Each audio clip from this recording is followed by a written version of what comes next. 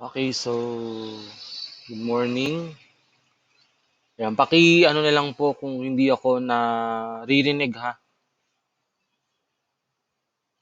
Yan, so if may audio naman, yan, chat lang if ever. No, kasi recorded pa rin to.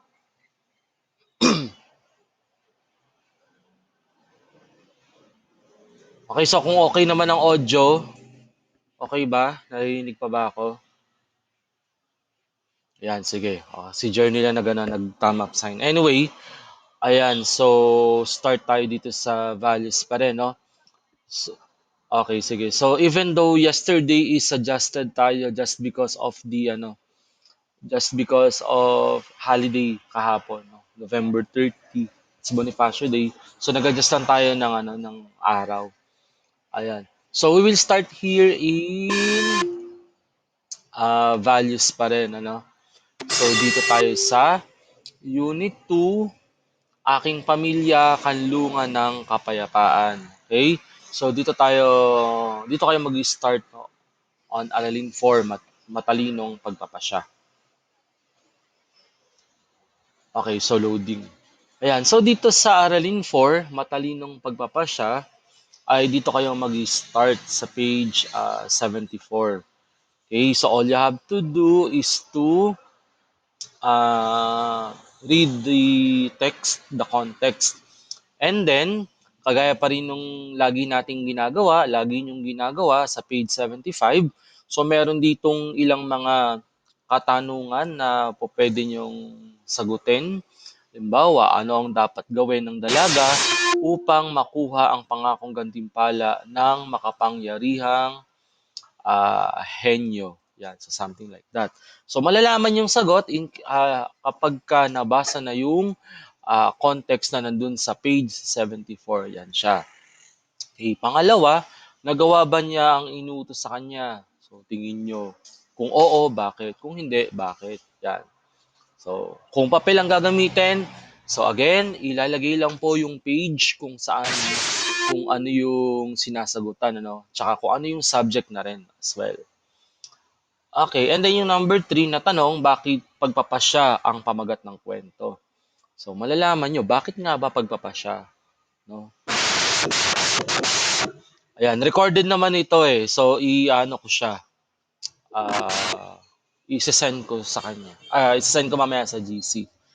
Ayan. So, yun yung sasagutan na yung nasa page 75. And then, dito sa page 76, merong mga maikling talata na po pwedeng basahin.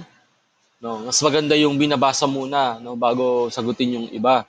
Kasi may mga pagkakataon na pag inuna yung mga tanong, tsaka natin babasahin. Di mas maganda munang basahin muna natin yung mga dapat basahin bago sagutan.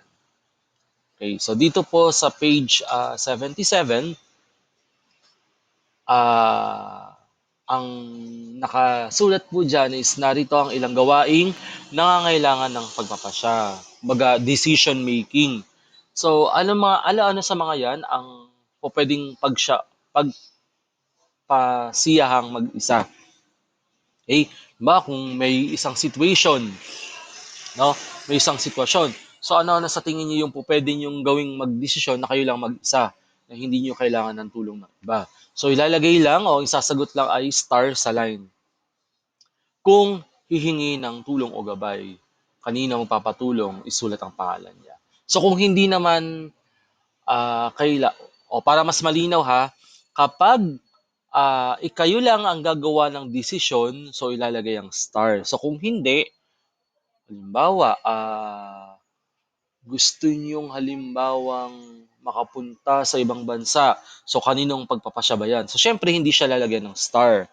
Kung hindi, sino yung taong maaaring tumulong sa inyo sa inyong pagpapasya. So yun yung ilalagay diyan sa letter A. Again, kung kayo lang yung magdidesisyon, ilalagay ang star. Kung iba ang magdidesisyon para sa inyo, ilalagay yung pangalan nila. Okay? So yun po yung letter A. Sa letter B, ayan, so ang gagawin, babasahin yung mga sumusunod na sitwasyon. So bibilugan yung oo kung sang-ayon ka sa pasyang ginawa. o yung ginawa niyang desisyon. Kung ang sagot niyo naman ay hindi, isusulat yung dahilan kung bakit hindi ka sang-ayon. Okay? So, yun yun. Kung oo, bibilugan. Kung hindi, so ilalagay yung dahilan kung bakit hindi ka sang-ayon. Yan. So, may mga situation tayo dyan. Okay, dito naman sa letter C, yan. So again ha, kapag ka pala ito ay sinasagutan na ninyo, kung papel ang gamit, so oo o hindi lang yung part na yun. Ano? Wag nang isusulat pa yung situation. Basta importante yung page nandoon. Okay? Para madali ko siyang ma-identify. Next we have, ang mga mag-aaral na ito ay laging huli sa pagpasok ng paaralan. Nagpasya silang gumawa ng paraan upang malutas ang kanilang problema.